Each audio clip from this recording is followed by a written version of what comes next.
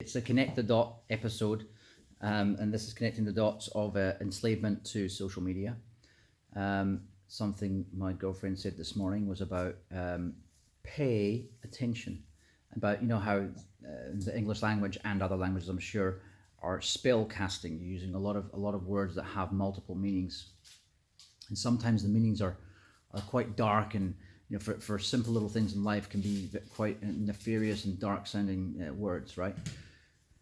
Well, anyway, pay attention. It'd be that you're, because that's a common saying, of course, that you're, in the case of social media, you are actually paying. You're paying to use something, right? Which they then sell on.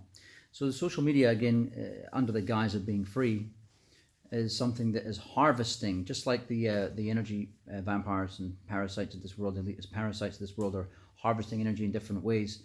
And the possible entities that we can't see and don't know how they function, but they definitely seem to harvest negative energy. I know this might sound obvious. Maybe it's not that I'm bringing up anything new here. I'm just connecting those two thoughts about paying into something, getting nothing out of it, spending all your energy. Just the Sydney Watson channel I watch quite a bit. She was just saying how. You plan to do this during the pandemic and blah, blah, blah. You plan to learn a new language or discover something new, and instead you sat there on YouTube sifting through shit. Yes, many of us have done it, and I've done it a lot. But I also learn stuff on there. But it's just the amount of things that we do. Even I've got rid of Facebook, God knows how many times now in the last few years. It's been really good. I get rid of it, but then I always bring it back again. Sometimes it's because it connects to certain things that I need. And other times, just I kind of make that excuse that I need to have it back on my phone again, then I end up spending time on it again. So I do try to limit the time I put into it. But in total, around the world, billions of people just spending energy to give these massive companies bigger data sets to sell us more shit and ultimately kill us all, because that's really what it's doing. Sell us more stuff that's just going to kill us sooner. More shitty food, more high fructose corn syrup laced goodies or whatever it might be, and ultimately better ways of killing us, more efficient ways of programming us on TV so that we are more subdued. So all that data, again, it's everything that's taken from us is used against us. It's probably not everything actually. So yeah, a lot of it's taken from us is just pure parasitism, and pure parasitism. And that's right. We're just also watching shitty content as well. So it's something my dad was talking about years ago, actually, when reality TV came around. Just like more cheap trash content, and I started thinking about it back then. That is a long time ago, when that kind of TV came about, and I hadn't thought about it in the first few shows, and it was only later on I started thinking about what he said, and like, fuck, this really is. They used to have production, and now they literally just film people arguing and crap, and they're putting it on TV, and they're still getting the attention. People are still paying with their attention.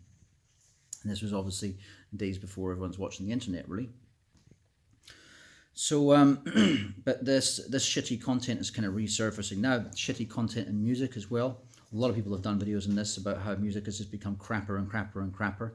Yes, of course, maybe outside the main music labels, you're going to get the occasional good piece of music. But for the most part, everything that's thrust in front of our faces and into our ears is usually absolute shit. Just, audio drivel.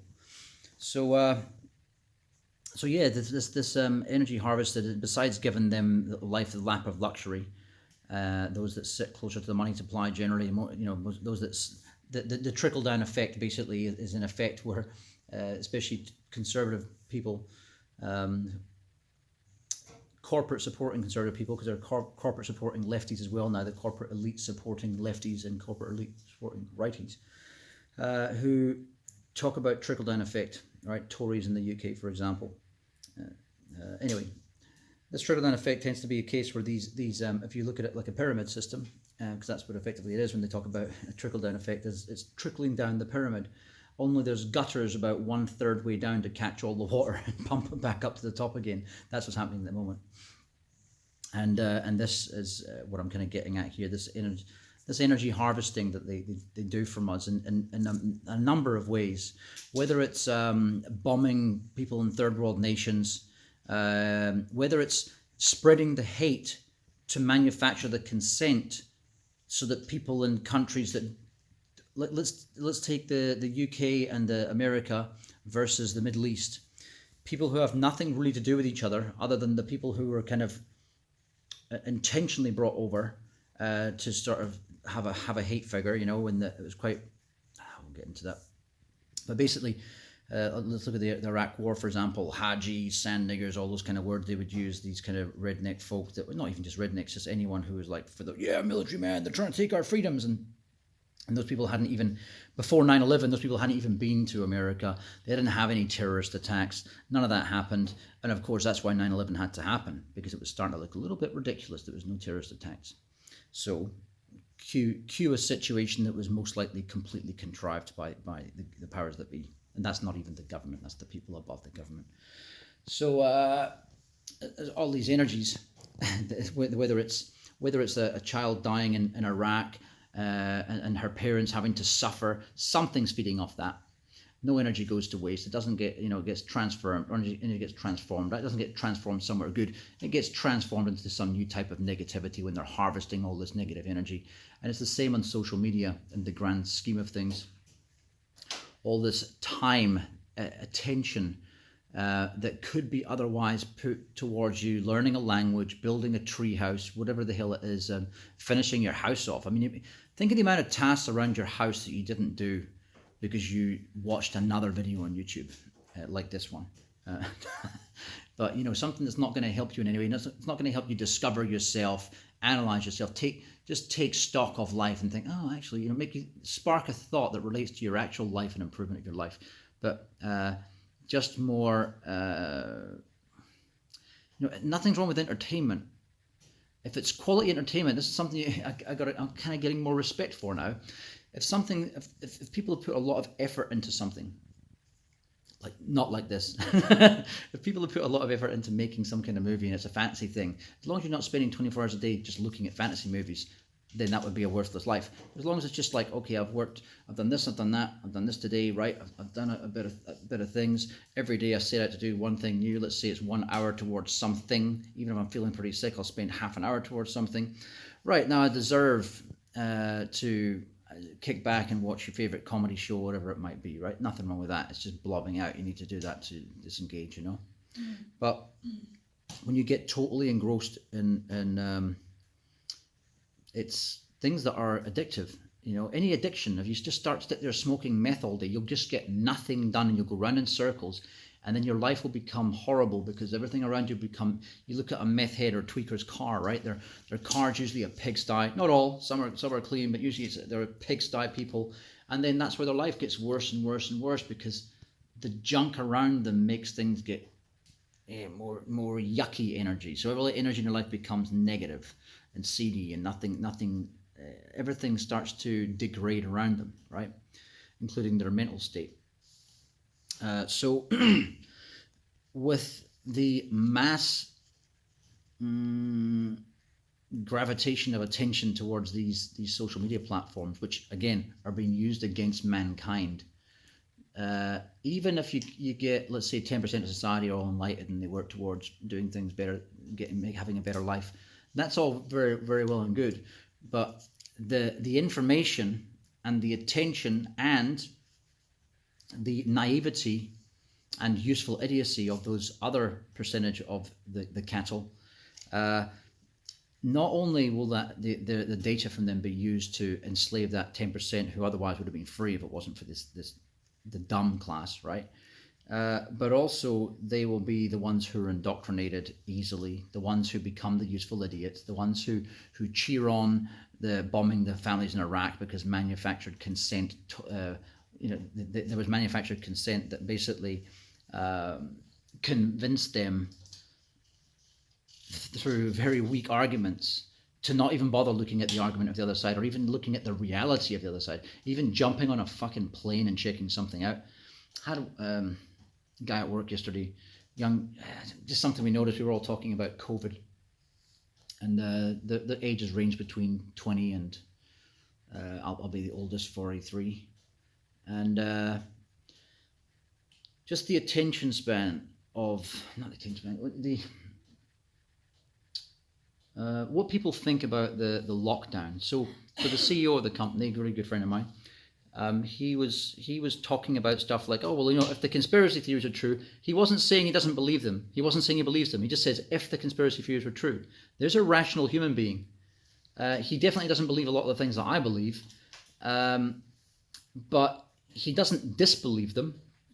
But the two youngest ones in the company, fuck's sakes, it's like they totally, the Twitter generation, they're on Twitter and on these sort of things, they have absolutely no idea that they come from a place of having less information.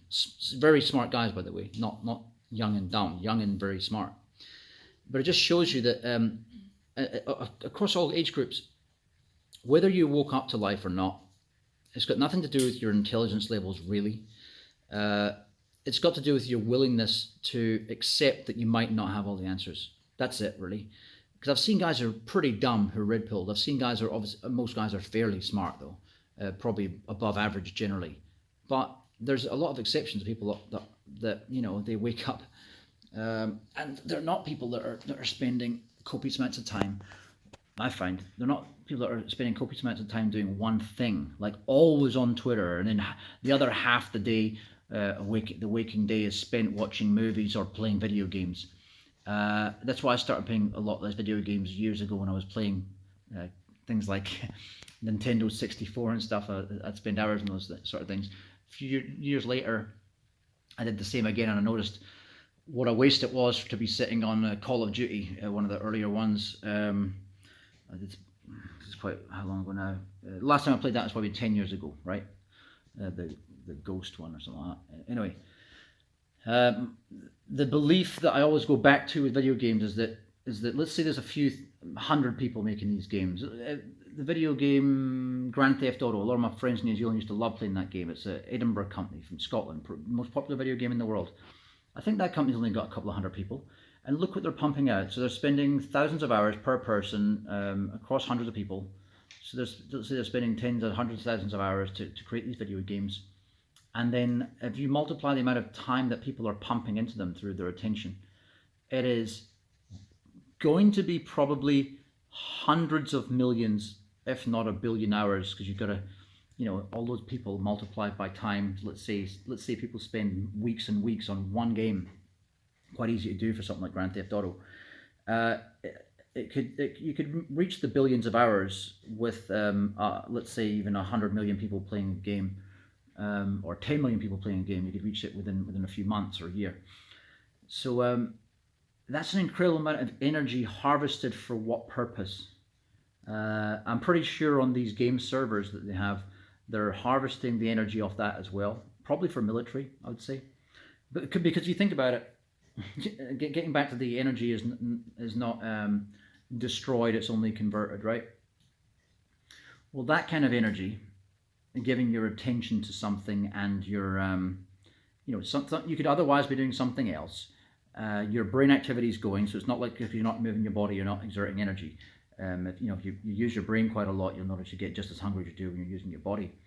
So these video games, what are they actually doing? Well, social media, they're harvesting the data to sell on to whoever, highest bidder, whatever it might be. Multiple, whether it be someone selling something, whether it be how to make a trap for the military, how do they make an IUD that someone's going to walk through a door, how you know they're going to walk through there, or whatever. It might be tactical stuff for the military, whatever. So you can be almost guaranteed these servers that Microsoft have for the gaming consoles that the people connect to when they actually play multiplayer games for the Microsoft Gold or something like that, or the Sony PlayStation stuff. They're going to be taking in data somehow from that. Often what happens is when they take in data from these big data systems, I remember about 20 years ago, my friend was working with a company called Ingram Micro, and maybe about 15 years ago, and he was talking about the big data systems from IBM that they were selling a lot of. And from what we could see at the time is that people were finding ways to harvest data, but also interrogate large data sets, right? But they hadn't really worked out necessarily what to do with it. They just knew that it would be applicable, And then over time, of course, companies like Amazon get more and more data, and more companies think, hang on, with this data, I can X, Y, Z. And that's becoming more and more and more. So the more common it comes for people to find an idea that requires that data, that idea becomes used again and again and again. And this is why some people are talking about basically breaking companies like Google up and making that information public knowledge, because when you end up with these companies getting bigger and bigger and bigger, it's no longer capitalism, because it's not a free and fair market. What it really is you get to a single, basically it becomes kind of like a black hole. And the black hole, it just, nothing, they say, like, they don't know what the fuck, they don't know what a fucking black hole even is, really. But let's say it is what they say it is, and it's something with infinite density and light can't escape it, right? The more you add to it, it's not going to make the black hole bigger, is it? I mean, because if it's infinite density already, then it doesn't make it any bigger if you add more to it. It's just a fucking waste. Well, same with this situation with your Warren Buffetts of the world, collecting more and more money for what? What are they doing? They're just displacing wealth into the pockets of this black hole, because that person already has more than they could ever spend their lifetime, or their children's lifetime, or they could make an army of people and they couldn't spend it. So what's it all for? So it's not for gain. It's for take. It's for the whole. The reason has to be because they've got more than they would ever need. The reason must be they're not even spending it, not even using it. The thing about people like Warren Buffett, like Steve Jobs, like not necessarily Elon Musk, or even the other guy that I really don't like, what's his name again, Jeff Bezos, because he just looks like a Bond criminal, Bond villain. But at least they're doing something with it. Well, maybe, and it could be all, smoke and mirrors, camera tricks. But there's definitely some, I don't know, definitely some truth to the fact that we've got to pay our attention and towards things that benefit us and don't benefit the system that is definitely collectively been used against us. Just something that we think we all notice is over the years how much China has been buying. This has been mentioned quite a lot recently, which is really good. I'm glad it's been mentioned more and more. I was mentioning years ago about New Zealand because for the last 10 or so years, New Zealand has been pumped full of Chinese people. I don't mind that. I'm just saying it was the money coming in that made the market go up so horrendously that the local people couldn't afford anything. The same is not just Chinese, by the way. Same is happening by billionaires down in Queenstown in the South Island. They were coming in and buying up literally everything, putting in down underground bunkers and stuff, building their bolt holes. The locals just get pushed out, right? And now they had to put up minimum wages and stuff so people could afford stuff, but it makes no difference. New Zealand is a horrendously expensive country to live in, just like Switzerland, right? So your wages versus your living costs are just shit. I don't want to live there. I have a much better life out in this side of the world in Europe. Anyway, my point being that if we continue to allow these things to be made against us, because that's what it is, the media benefits from these algorithms that are harvesting our energy and making us argue online. The military definitely would be as well. The just more and more companies that are producing crappy products we don't even need to buy, just a fucking waste of time. They're benefiting by just selling us more crap, and that crap is harvesting more stuff that doesn't need to be harvested and burned and wasted, and toxic crap in the air, just poisoning the planet basically constantly for the sake of these horrible people. I don't want to feed the horrible people, so I'm going to try and make an effort to watch less drivel. And even the stuff like when it comes to news, I remember saying to my mum a few years ago, she says to me about news, Craig, you need to watch the news, you can't leave the news. I'm like, it's I haven't watched it for a year, I haven't missed anything. You need to watch. And she was like, wow, what, you don't watch the news? Like it was a big thing. And every time I went away and didn't watch it, I was like, oh, I've actually missed nothing. The same as you get into watching some TV show and then it's like, hang on, this is getting a bit too much, I'm going to leave this alone now. And it's like, oh, I actually don't need to watch that. Why? Because if it was that important, I could get into watching everything. Have you ever flicked through Netflix and seen how much shit there actually is? There's fucking tons of stuff. You could just spend your whole life, and this is the point, your whole life paying attention into this boob tube that I'm talking to right now, and this effectively is just Matrix again. It doesn't see the Matrix is more symbolic, isn't it?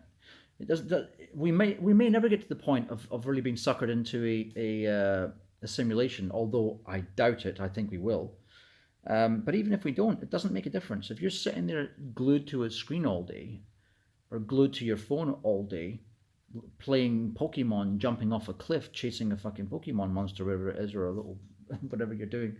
Some people have died.